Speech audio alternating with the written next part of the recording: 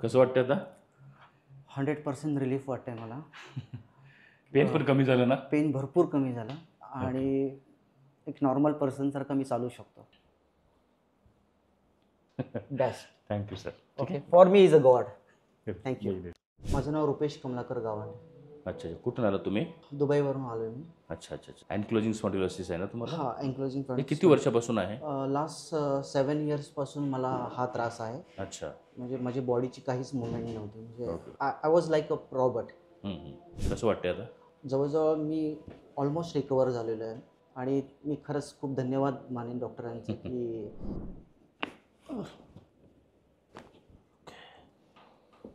बस बस बस बस.